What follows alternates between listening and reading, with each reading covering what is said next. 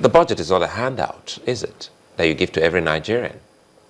It's not a handout, but it is what every Nigerian expects the government to focus on. So it's a bit of a policy document. In this budget, we see a capital provision for works, power, and housing of 433 billion naira. So we clearly see It's about 28% or so. thereabout. So we clearly see the areas the president is interested in. We see Because, sorry, why I'm bringing that, because if we reduce it to the argument or the analysis of each Nigerian having a particular amount from this budget, it makes nonsense of the entire budget.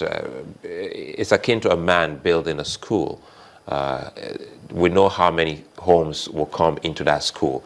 People from different homes will all come into that classroom. But everyone can't fit into each student's home when they leave that classroom. So the analysis of having someone having monies given out, let's say we're trying to paint the picture of having a handout from the entire budget, shouldn't go with this budget analysis. But the man that's going to send his children to school has to pay school fees and is going to have to budget on how much fees he's going to pay per child. And the more children he has, then he has to consider where he's going to get money to pay for the fees of the children. Yeah, because this time we're not talking about the man, we're talking about the infrastructure that the government will build. And if the infrastructure can take care of more than 10, 20 Nigerians, for instance, just a classroom, then it doesn't make logic of thinking that it's about the individual monies that goes to those Nigerians that have been able to make that classroom. Yes, it doesn't. But what you'll find out is the amount of infrastructure that 181 million people will need, a 6 trillion budget will not be able to provide for it. So it's either we are saying the Nigerian budget is sufficient and the budget of the United States and the UK is way above what it should be, which I don't think so. So it's either we're all saying, yes, 6 trillion naira is fine for us. Yes, $177 an average per person is fine for us. And economies that are budgeting $17,000 are going way beyond normal. But we're still a developing economy. But how long do we want to keep calling ourselves developing? And if we are, then we shouldn't compare ourselves with the much more developed economies in terms of budgeting. Good. So let's compare ourselves with Ghana. On an average, the Ghanaian budget is 2.2 trillion naira. And that's for just 26 million Ghanaians. That's an average budget in Ghana per person of $435. So even if we don't want to go too far, we come home. The average budget in Ghana per person is $435 per head. In Nigeria, it's only $177. In South Africa, the average budget per person is $1,600. In Nigeria, it's only $177. So we clearly can see that if we look at the budget only from a lump sum of 6 trillion, we will feel it is sufficient. But if we understand that we're 181 million plus individuals within this territory, then a 6 trillion naira budget wouldn't be sufficient. Keep in mind, sorry, Chamberlain, keep in mind that there are derivatives out of this budget. For instance, if the Works Housing Ministry is going to fix roads and bring back toll, which the government is looking to bring him back on our roads, and we have people who are going to manage such, and perhaps have an electronic system whereby people don't get to steal the monies that come out of the tolling. We'll be making more money in addition to what has been budgeted. And sometimes budgets don't really mean the physical cash is available there for you to use. And then we then go into the implementation of the budget. Absolutely. How much cash will be released? So even though we have a 6 trillion budget, how much cash at the end of this fiscal year will be? So we've aggregated an appropriation bill for 6 trillion. But will we really be able to raise all those funds? Especially because this time around, a lot of emphasis has been placed on non-oil revenue. We have to ask ourselves, how do we intend to acquire and raise all the cash for non-oil revenue. It's looking quite tough at the moment, looking extremely tough at the moment. If you don't quite subscribe to this budget and perhaps the budgeting system, what would you rather have? We'll go with a position, and which is what I believe is, what do we need, not what is available. And that's the position I'm promoting. What do we need as a country? So you don't base what you need on what is available? You don't base what you need on what is available, because what is available will limit your thinking. So complete your picture then. What would you rather have? I've said a minimum... No, okay, sorry, go ahead. That's because we're moving with non-oil revenue. There are two key areas that we still sufficiently haven't been able to raise enough money from. Which? And that's personal income tax and value added tax. We also haven't been able to really promote the SME culture.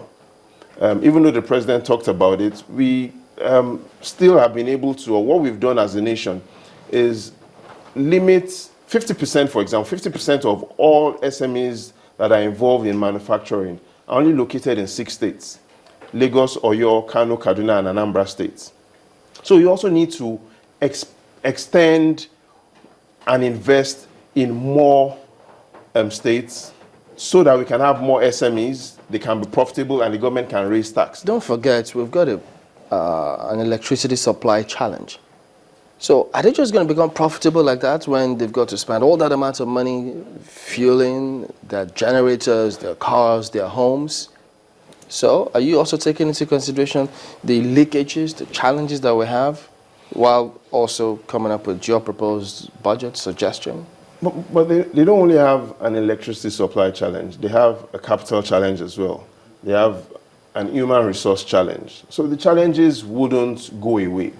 But once we can effectively use data to identify where the problems are, and which is what I think the government isn't sufficiently doing, using data to identify the challenges and then using that data to plan the economy, we will move from a 6 trillion naira budget. It's not that easy, but if the government takes its efforts and analyzes things in non-traditional ways, we'll identify more opportunities, we'll identify why we haven't been able to raise income tax, we'll identify why we're struggling. You're advocating an increase in tax? No, I'm not advocating an increase in tax. I'm advocating for and promoting efficiency in tax collection first. I thought I had raised income tax or something like that. Raise the income accruing to the government. Through effective collecting, not through effective raising the amount that people have got to pay. No, not raising the amount the government has to pay, and using the president's word regarding subsidy for now. Even though you didn't know the ultimate meaning of that for now, if it's going to stay or come lower. For now. But it's interesting seeing the president talk. But we need to see him communicate better.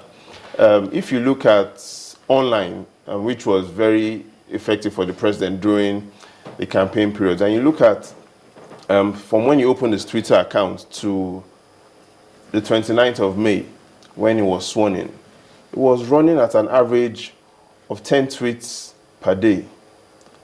Right now, post swearing in, is moving at an average of below 1 tweet per day, from an average of 10 tweets per day. And I think that is an error from him. But like a wise man once said, an error only becomes a mistake if we refuse to correct it. I think the president should correct this error and improve on communicating. Okay. So he should talk more. No, he needs to talk more. He needs to engage the people more. Engage the people more. If you compare the growth of, for example, his Twitter followers within the last 5 weeks, it's only grown by 8,000 followers on Twitter. Let's photos, he does that almost on a weekly basis, Exactly. On a daily basis. Oh, Professor Shimbaju's Twitter followers has grown by 35,000 followers within the same period. So we have more people. Is he talking more? Oh, he's tweeting more, he's communicating more. So there are more, his growth of followers within the last 6 weeks, 35,000. That's the vice president, compared to the president, who Nigerians voted for, only 8,000. So we see a VP that is communicating more, people are listening to more, people are following more. So he should constitute a team that should drive that, He to should. engage the people more. Because he had a team that did that prior to swearing in, moving at an average of 10 tweets per day.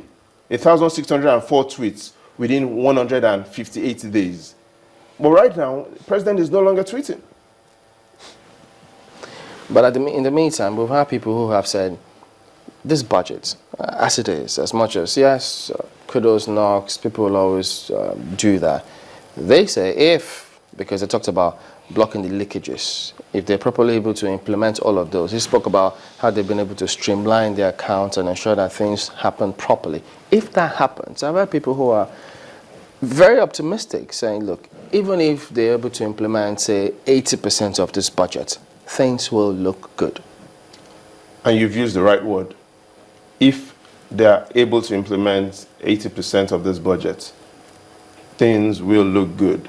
We see a new precedent compared to his 1984 budget that he had slashed by 15%.